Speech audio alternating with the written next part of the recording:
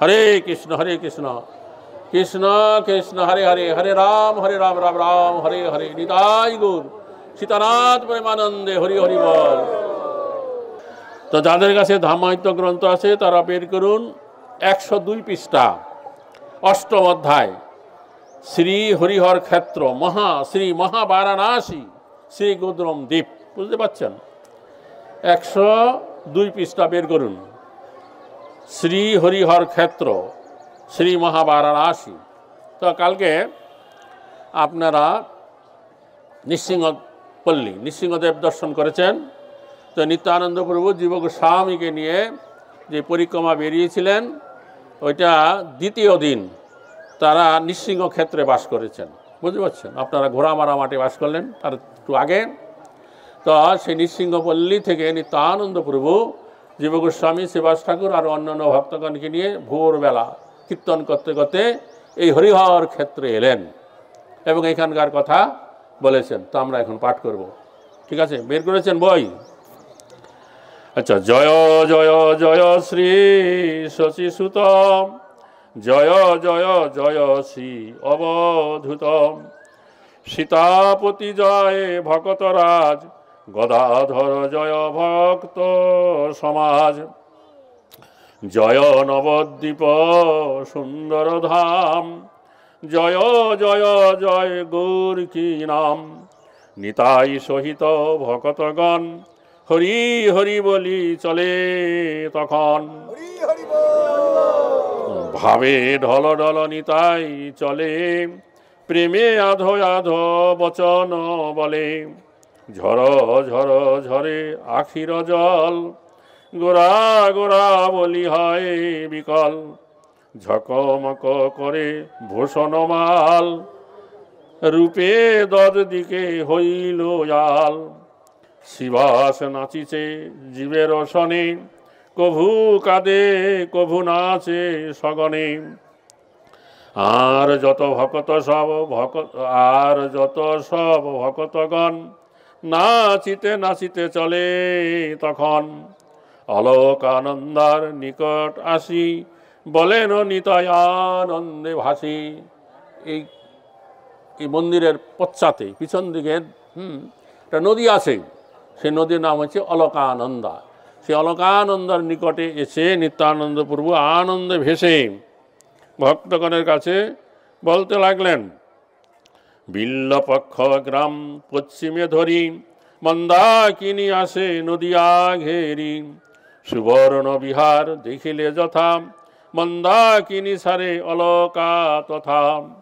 তো বলছেন বিল্লপক্ষ, আপনার বিল্লপক্ষ দেখেন নাই, পরে দেখবেন। তো সেখানে কী হচ্ছে, পশ্চিমে ঘেরি এই মন্দাকিনী নদিয়াকে বেষ্টন করে ঘিরে আসছে। আর যেখানে সুবর্ণ বিহার দেখেছিলেন সেখানে মন্দাকিনী এবং অলকানন্দা আলাদা হইল। এই অলকানন্দার পূর্ব পারে হরিহর ক্ষেত্র গণ্ডক ধারে। তো এই যে অলকানন্দা নদী, তার পূর্ব পারে আছে হরিহর ক্ষেত্র।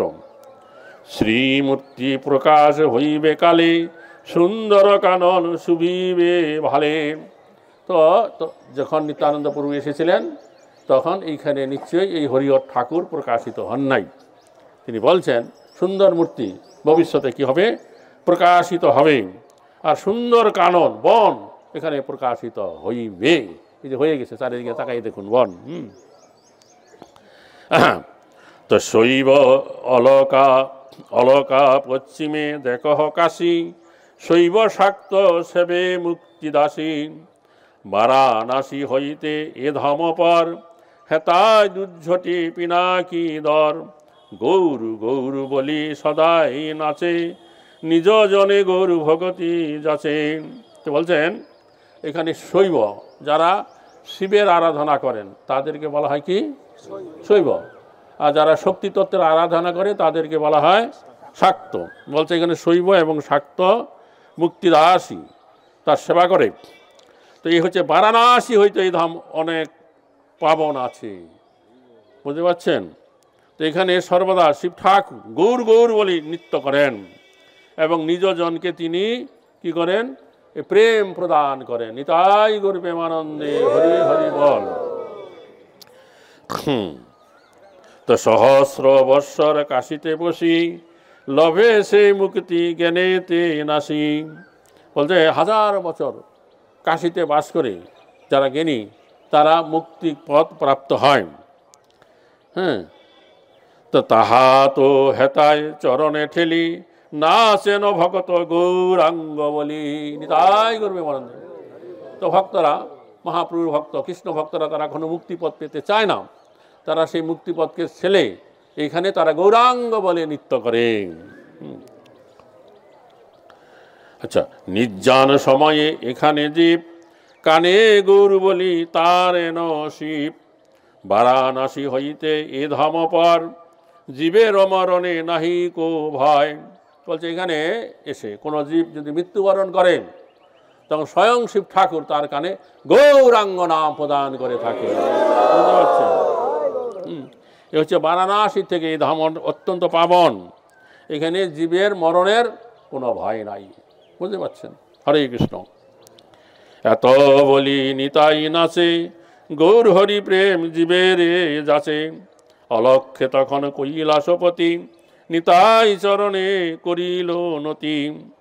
গৈরী সহ শিব গৌরাঙ্গ নাম, গাইয়া গাইয়া পুরয় কাম। তো বলছেন তখন স্বয়ং কৈলাসপতি পার্বতী সহ কি করলেন, নিত্যানন্দ প্রভুর চরণে পরিণতি করলেন এবং গৌরাঙ্গ বলে তারা তার গণসহ নৃত্য করিতে লাগিলেন। নিতাই গৌর সীতানাথ প্রেমানন্দে। হরি হরি বল। স্বতন্ত্র ঈশ্বর নিতাই তবে, ভক্ত সঙ্গেতে চলিল যাবে। নিতাই গৌর প্রেমানন্দে। হরি হরি বল। তো বলছে আমাদের এই বঙ্গ সমাজে, লোক সমাজে একটা কথা প্রচলিত আছে। কি প্রচলিত আছে?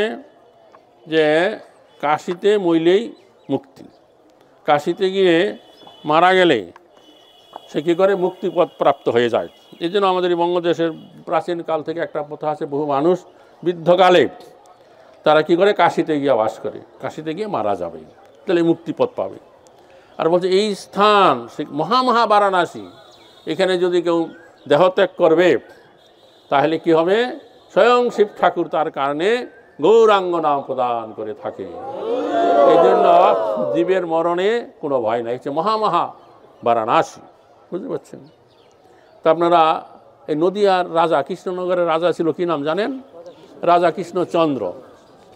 তো কৃষ্ণচন্দ্রের রাজার অধীন ছিল এই স্থান। তো তার সময়ে এখানে এই হরিহর ঠাকুর একত্রে প্রকাশিত হয়েছে। অর্ধেক হরি আর অর্ধেক হচ্ছে হর। হরি মানে বিষ্ণু, হর মানে হচ্ছে শিব ঠাকুর। এই দেখেন শিব ঠাকুরের অর্ধেকটা হরিহর একাত্মা হয়েছে এখানে আছে।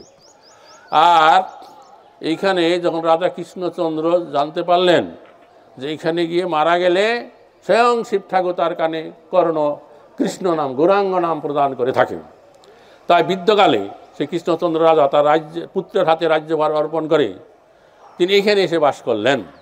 একটা বাড়ি গৃহ নির্মাণ করলেন, যে গৃহে উনি থাকবেন। তো সেই গৃহটার নামকরণ করলেন গঙ্গাবাস। এই জন্য অনেক লোকেরা এই স্থানকে গঙ্গাবাসও বলে। এবং এইখানে উনি এসে বাস করলেন এবং এইখানেই উনি দেহত্যাগ করলেন। নিতাই গৌর প্রেমানন্দে। হরি হরি বল। তো এইখানে যে বিগ্রহ আছে হরিহর, অত্যন্ত মহত্বপূর্ণ বিগ্রহ। এখানে একবার জ্যৈষ্ঠ মাসে যখন পাট ক্ষেত বড় হয় তখন এই বিগ্রহ চুরি হয়ে যায়। ভালো ব্যবস্থাপনা ছিল না, পাহারাদার ছিল না। তখন থানায় ডায়েরি করা হলো, বহু জায়গায় খোঁজাখুঁজি করা হলো, কিন্তু বিগ্রহকে আর খুঁজে পায় না। বোঝা গেল? তারপরে কতগুলো ছেলে, কিন্তু 2-3 কিলোমিটার দূরে কতগুলো ছোট ছোট ছেলেরা খেলাধুলা করছিল। তো মাঝে আশেপাশে পাট ক্ষেতে আছে, পাট ক্ষেতের আইল আছে। তখন ওই ছেলেরা লক্ষ্য করলো একটা শিয়াল ওই পাট ক্ষেতের ভিতরে থেকে বেরিয়ে একবার মাঠের কাছে আসে, আবার দৌড়িয়ে ভিতরে চলে যায়। এরকম কয়েকবার যখন হয়েছে, ওই ছেলেরা করছে কি তখন হৈ হৈ করে সেই শিয়ালকে তাড়া করেছে। তো একটুখানি ভিতরে গিয়েই দেখছে পাট ক্ষেতের আইলের মধ্যে এই হরিহর ঠাকুর বসে আছে। তখন ওরা বড় লোকদের কাছে বলছে, তারা থানায় খবর দিচ্ছে, থানার থেকে এসে এই হরিহর ঠাকুরকে থানায় নিয়ে গেছে। তারপর অনেক কিছু ব্যাপার হয়েছে। আমাদের ইসকন থানার থেকে বলছে যে এখানে ভালো ব্যবস্থা করো, গ্রিলের ব্যবস্থা করো, পাহারাদারের ব্যবস্থা করো, কারণ এই ঠাকুর অনেক মূল্যবান। তখন আমাদের ইস্কনে গেছে এরা, ইস্কন থেকে এখানে সমস্ত যে গ্রিল গেট ইত্যাদি সব সংস্কার করে দিয়েছে। তারপর ওই ঠাকুরকে এখানে আনা হয়েছে, এখানে রাখছে। বুঝতে পারছেন? হরে কৃষ্ণ কৃষ্ণ কৃষ্ণ হরে হরে, হরে রাম রাম রাম হরে হরে। আচ্ছা, ওইখানে যে একটা বিষ্ণুর পাদপদ্ম আছে, এইখানে আছে কোন পায়ের? হ্যাঁ, এখানে ডাইন পা না? ডাইন পা আছে। আর বাঁ পাটা আছে কাশিতে, কাশি না, গয়াতে। বুঝতে পারছেন? বিষ্ণুর পাদপদ্ম গয়ায় আছে, ওইটা হচ্ছে বাম পা, এখানে আছে ডাইন পা। হরে কৃষ্ণ। তো দেখুন সবাই বই, এখানে জগদানন্দ পণ্ডিত প্রেম বিবর্ত গ্রন্থে এখানকার মহিমা বর্ণনা করেছেন, মহাপ্রভুর নদিয়া লীলার কথা। যাদের কাছে বই আছে তারা বের করুন, যে 229 পৃষ্ঠা বের করুন। 229 পৃষ্ঠা বের করেছেন? সেখানে দেখুন মাঝখানে আছে যে শ্রী গৌর গদাধর তত্ত্ব কথা। বুঝতে পারছেন? জগদানন্দ পণ্ডিত হচ্ছেন মহাপ্রভুর একজন অন্যতম পারিষদ ভক্ত। তিনি মহাপ্রভুর নদিয়া লীলা এবং নীলাচল লীলা, দুইটা লীলাই তিনি দেখেছেন। তো তিনি মহাপ্রভুর এই নীলাচল নিয়ে এবং গৌর এই নবদ্বীপ লীলা নিয়ে এই প্রেম বিবর্ত গ্রন্থে অনেক কথা তার মহাপ্রভু লীলা সম্বন্ধে জানা যায়। তো এইখানকার সম্বন্ধে উনি বলছেন, একদিন প্রভু মোর খেলিতে খেলিতে চলিল অলকা তীরে নিবিড় বনেতে। জগদানন্দ পণ্ডিত বলছেন, একদিন আমার প্রভু গৌরাঙ্গ মহাপ্রভু উনি খেলা করতে করতে এই অলকানন্দার তীরে নিবিড় বনেতে প্রবেশ করলেন। সবাই শুনছেন তো? আচ্ছা। তা আমি আর গদাধর আসিলাম সঙ্গে, বকুলের গাছে শোক পাখি ধরে রঙ্গে। জগদানন্দ পণ্ডিত বলছেন, মহাপুরুষ সঙ্গে কে ছিল? আমি এবং গদাধর, আমরা দুইজন ছিলাম। হ্যাঁ, এই মাথা একটু ঘুরাই দাও, এদিকে মুখটা ঘুরাই দাও। এতক্ষণ বলছেন না কেন? হরে কৃষ্ণ, একটুখানি মাথাটা ঘুরাই দাও ধাক্কা দিয়ে। তখন বলছে যে আমি এবং গদাধর, মানে জগদানন্দ পণ্ডিত এবং গদাধর পণ্ডিত, তারা দুইজন ছিলেন। তখন মহাপ্রভু বকুল গাছের ডালে বসা একটা শোক পাখিকে ধরলেন। বুঝতে পারছেন? আরে দা, সবাই কথা বলতে হবে না তো। শোক পাখি বুঝেন? শোক পাখি কাকে বলে? টিয়া পাখি, তোতা পাখি, তাকে ধরলেন। আর শোকে ধরি বলে তুই বেশের নন্দন, রাধা কৃষ্ণ বলি কর আনন্দ বর্ধন। মহাপ্রভু বলছে শোক পাখিকে ধরে, তুমি হচ্ছে বেশের নন্দন, ব্যাসদেবের পুত্র, তুমি রাধা কৃষ্ণ বলে আনন্দ বর্ধন করো। শোক তাহা নাহি বলে, বলে গৌর হরি, প্রভু তারে দূরে ফেলে কোপছল করি। কিন্তু শোক পাখি তা বলল না। কি বলছে? গৌর হরি গৌর হরি গৌর হরি। তখন মহাপ্রভু একটু কোপছল করে, কপট রাগ করে তাকে ফেলে দিলেন। আচ্ছা, তবু শোক গৌর গৌর বলিয়া নাচয়, শোকের কীর্তনে হয় প্রেমের উদয়। তথাপি শোক পাখি গৌর গৌর গৌর গৌর বলছে। আর শোকের এই গৌর নামের কীর্তন শুনলে প্রেমের উদয় হয়। প্রভু বলে ওরে শোক এ যে বৃন্দাবন, রাধা কৃষ্ণ বল হেতা শুনুক সর্বজন। মহাপ্রভু সে শোক পাখির উদ্দেশ্যে বলছে, ওরে শোক এ হচ্ছে বৃন্দাবন, তুমি রাধা কৃষ্ণর নাম বলো, সবাই শুনুক। শোক বলে বৃন্দাবন নবদ্বীপ হইল, রাধা কৃষ্ণ গৌর হরি রূপে দেখা দিল। তো শোক পাখি বলছে যে বৃন্দাবন এখন নবদ্বীপ হয়ে গেছে, আর রাধা কৃষ্ণ এখন গৌর হরি রূপে দেখা দিয়েছে। আমি শোক এই বনে গৌর নাম গাই, তুমি মোর রাধা কৃষ্ণ রাধা এই যে গদাই। তো আমি শোক পাখি এই বনে থেকে আমি সবসময় গৌর নাম কীর্তন করি, আর তুমি হচ্ছে রাধা কৃষ্ণ, আর রাধা হচ্ছে এই গদাই, মানে গদাধর। গদাই গৌরাঙ্গ মোর প্রাণের ঈশ্বর, আন কিছু মুখে নয় আইসে অত্যপর। গদাই এবং গৌরাঙ্গ হচ্ছে আমার প্রাণের ঈশ্বর, আর অন্য কোনো নাম আমার মুখে আর আসে না। প্রভু বলে আমি রাধা কৃষ্ণ উপাসক, অন্য নাম শুনিলে আমার হয় শোক। মহাপ্রভু বলছে আমি হচ্ছে রাধা কৃষ্ণের উপাসক, অন্য কোনো নাম শুনলে আমার দুঃখ হয়। এত বলি গদায়েরও হাতটি ধরিয়া মায়াপুরে ফিরে আইল শোকের সারিয়াম। এই বলে মহাপ্রভু গদাধর পণ্ডিতের হাতটা ধরে তিনি মায়াপুরে ফিরে গেলেন। শোক বলে গাও তুমি যাহা লাগে ভালো, আমার ভজন আমি করি চিরকাল। শোক পাখি বলছে গাও, তোমার যা ভালো লাগে গাও, আর আমার যে ভজন এটা আমি চিরকাল এখানে থেকে করি। মধুর চৈতন্য লীলা জাগে যার মনে, মোর দণ্ডবধ ভাই তাহার চরণে। জগদানন্দ পণ্ডিত বলছে গৌরাঙ্গ মহাপ্রভুর এই যে লীলা এটা হচ্ছে অত্যন্ত মধুর। এই মহাপ্রভুর এই লীলা কথা যার হৃদয়ে জাগ্রত হবে, মনে জাগবে, আমার দণ্ডবোধ হয়েছে তার শ্রীচরণে। নিতাই করবে আনন্দ হরি বল। এইভাবে জগদানন্দ পণ্ডিত এই প্রেমবীর গ্রন্থ রচনা করে সুখ পাখির দ্বারা এই গৌর গদাধর তত্ত্ব কথা বর্ণনা করলেন। আর নবদ্বীপ এবং বৃন্দাবন যে অভিন্ন সেই কথা এখানে বলছেন। গদায় গৌরাঙ্গে মুই রাধা শ্যাম জানি, 16 কুরুষ নবদ্বীপে বৃন্দাবন মানি। জগদানন্দ পণ্ডিত বলছেন যে এই যে গদাই গৌরাঙ্গ কে আমি রাধাশ্যাম বলে জানি, আর এই 16 কুরুষ এই যে নবদ্বীপ ধাম একে আমি বৃন্দাবন বলে জানি। যশোদানন্দনে আর শচীরানন্দনে, যেই জন পৃথক দেখে সে নাম রে কেনে। বলে এই যশোদানন্দ এবং শচীনন্দন যে পৃথক মনে করে সে কেন মরে যায় না, কেন বেঁচে আছে? নবদ্বীপে না পাইল যেই বৃন্দাবন, বৃথা সে তার কি কেন ধরয় জীবন। এই নবদ্বীপ ধাম ভ্রমণ করতে করতে যে বৃন্দাবনে দর্শন করতে পারল না, তো সেই তার কি কেন এই জীবন ধারণ করিয়াছে। গৌর নাম গৌরধাম গৌরাঙ্গ চরিত, যে ভজে তাহাতে মোর অকৈতব প্রীতম। হচ্ছে গৌরাঙ্গের নাম, গৌরাঙ্গের ধাম, আর কি গৌরাঙ্গের চরিত কথা, যে ভজে তার প্রতি আমার অকৈতব প্রীতি আছে।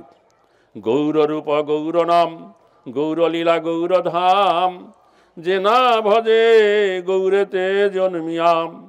রাধা কৃষ্ণ নামরূপ ধাম লীলায় অপরূপ, কভু নাই পশ্যে তার হিয়াপ।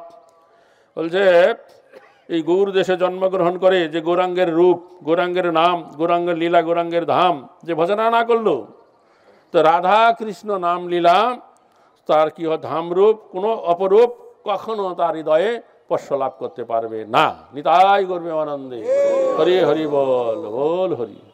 এটি এখানে স্পষ্ট বলে দিল জগদানন্দ পণ্ডিত যে নবদ্বীপে যে বৃন্দাবন দর্শন না করলো তার বৃথা যাওয়া বৃন্দাবন।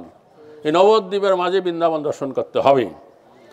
আর এই যে রাধা কৃষ্ণ এখন একাভূত হয়ে গৌরাঙ্গ মহাপ্রভু রূপে দেখা দিয়েছে। এখন এই গৌরাঙ্গের ভজন আগে করতে হবে, তারপরে রাধাকৃষ্ণের ভজন। এটা চৈতন্য চরিতামৃত গ্রন্থে আদি লীলায় 8ম পরিচ্ছেদে কবিরাজ গোস্বামী সুন্দরভাবে বর্ণনা করেছেন। এই সবাই বসুন, কথা শেষ হয় নাই তো।